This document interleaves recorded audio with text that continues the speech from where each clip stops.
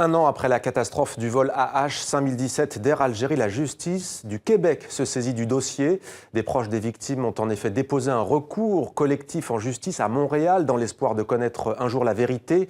Avec nous en direct de la province francophone canadienne, Gérard Samet, merci d'être avec nous. Vous êtes l'avocat des proches de 7 victimes qui ont acheté leur billet, on le précise, au Québec. À l'époque, ils avaient l'intention de rejoindre Montréal via une escale dans la capitale algérienne. Avant de vous entendre, si vous le voulez bien, on va revenir sur les faits. C'était un 24 juillet. L'avion qui reliait Ouagadougou au Burkina Faso à Alger s'est écrasé dans le nord du Mali.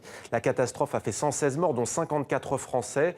Un an après, les familles des victimes exigent toujours la vérité. Reportage de notre partenaire France 3, Bertrand Boyer-Xavier de Perthes. Les dernières images de Nadège avant son embarquement sur le vol AH5017. Régulièrement, son frère visionne ses ultimes instants. On le voit parler. Cette Centrafricaine de 38 ans laisse derrière elle un vide terrible pour sa grande famille qui veut conserver d'elle ce souvenir marquant. Son beau sourire, toujours, qu'elle nous donne. C'est ça qui va nous manquer. Comme les 116 passagers de ce vol, Nadège embarque ce 24 juillet 2014 à Ouagadougou à bord de cet appareil affrété par Air Algérie. 1 heure après son décollage, l'avion tente de contourner un puissant orage. Il disparaît des radars. Après 24 heures de recherche, les restes de l'aéronef sont retrouvés. Une large trace de terre calcinée. Sur 300 mètres, des milliers de débris témoignent d'un choc inouï. Très vite, les autorités burkinabées transportent sur place quelques représentants des familles de victimes. Instant déchirant. Certains recueillent un peu de sable mêlé de cendres. L'enquête, toujours en cours, pointe le givrage d'une sonde et la responsabilité des pilotes. Un équipage espagnol, une compagnie algérienne, un crash au Mali, voilà qui complique les investigations selon Thierry. Désormais militant au sein de l'association des victimes, il déplore également l'attitude de certaines autorités. Nous demandons au gouvernement algérien, espagnol, d'aider la justice française à faire son travail. Parce que jusque-là, nous les attendons parce que c'est eux qui bloquent le dossier. Thierry sait qu'il s'engage dans un long combat pour la vérité. Aujourd'hui, il est au Burkina Faso pour rendre hommage à sa sœur. Et un autre pays s'invite dans ce combat pour la vérité. Il s'agit du Canada et précisément du Québec, province francophone, où l'on retrouve l'avocat Gérard Samet. Je le disais, vous défendez donc les proches de victimes de cette tragédie aérienne. Pourquoi cette procédure au juste ? Alors d'abord, bonjour. La procédure au Canada, au Québec, n'est pas une procédure de plus. La vocation de cette procédure, qui est civile, est de connaître la vérité, mais aussi de rassembler tout le monde. Comme vous l'avez dit à l'instant, c'est une affaire d'abord terrible. Un crash aérien, c'est une affaire humaine terrible, mais c'est encore plus terrible lorsqu'il y a une espèce de bataille entre différentes juridictions, différents lieux pour connaître la vérité. Alors, en Amérique du Nord, il existe des procédures pour cela. Lorsque l'on parle de recours collectif, c'est un moyen de réunir facilement toutes les familles. Et également, comme c'est une action civile, au Canada, nous avons 2 parties dans l'action civile. Nous avons la recherche de la vérité, la recherche de la faute.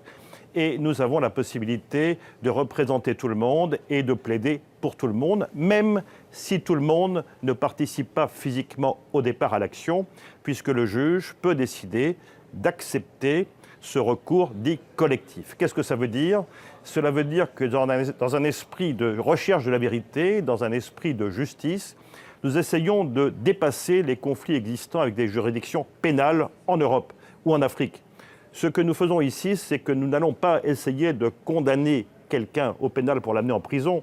Nous essayons de reconnaître quelle est la vérité et nous essayons d'obtenir la juste indemnisation pour toutes les familles. C'est une action de nature tout à fait différente, parallèle, si vous voulez, aux différentes batailles qui existent entre des juridictions pénales, mais c'est la seule juridiction civile qui a la vocation à réunir tout le monde. Voilà pourquoi nous avons présenté une requête en autorisation de recours collectif et le juge du Québec est un juge naturel, ce n'est pas une construction artificielle. Vous avez, comme vous l'avez dit vous-même, un certain nombre de familles qui avaient des billets pour Montréal. Or, selon les conventions internationales qui concernent l'aviation civile, les conventions de Varsovie et de Montréal, le lieu de destination est un lieu que l'on peut choisir pour lancer une action indemnitaire Et c'est le cas de Montréal. En plus, à Montréal, vous avez les personnes qui habitent pas loin, les familles qui ont fait cette demande. Et vous avez également le siège d'Air Algérie pour l'Amérique du Nord. Vous avez donc différents lieux qui font que Montréal est une juridiction tout à fait naturelle et qui peut agir tout de suite. C'est-à-dire qu'en réalité, bien sûr, on demande l'autorisation, mais la juridiction de Montréal existe, elle a vocation à rassembler tout le monde. Il n'y a pas de bataille de frontières, de communication de pièces. Le juge on a bien compris la spécificité de la justice québécoise. Est-ce qu'elle peut donc apporter à ce dossier, pardon de vous couper, mais le temps presse. Sur les conclusions de l'enquête, peut-être arrêtons-nous. On sait qu'un rapport est attendu en décembre prochain, pas avant. Il faudra attendre encore donc au moins 3 mois. On l'a entendu, on évoque le givrage de la sonde, le problème technique, mais aussi une erreur humaine. Compte tenu de ce que vous savez du dossier, est-ce selon vous les 2 pistes les plus crédibles dans cette tragédie ? Bien, écoutez, nous, ce que nous voyons, c'est qu'il y a un billet d'avion. Le billet d'avion doit apporter les passagers à destination. C'est ce qu'on appelle en termes techniques une obligation de résultat. Air Algérie n'a pas permis aux passagers d'arriver à destination.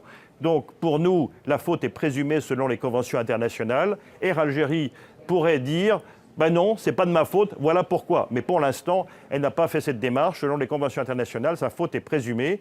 Bien entendu, nous tenons compte de ce que dit le BOAD. Bien entendu, nous tenons compte des enquêtes qui sont menées surtout par les juges d'instruction en France. Mais nous devons agir et nous tenons compte du fait que la faute de la compagnie aérienne, selon la Convention de Montréal, est présumée. J'ajoute que les familles étrangères... Merci, on aura l'occasion de revenir sur ce dossier. Nous sommes hélas pris par le temps. Merci beaucoup, maître, d'avoir été avec nous en direct de Montréal, donc où a été déposé ce recours collectif en justice. Merci beaucoup.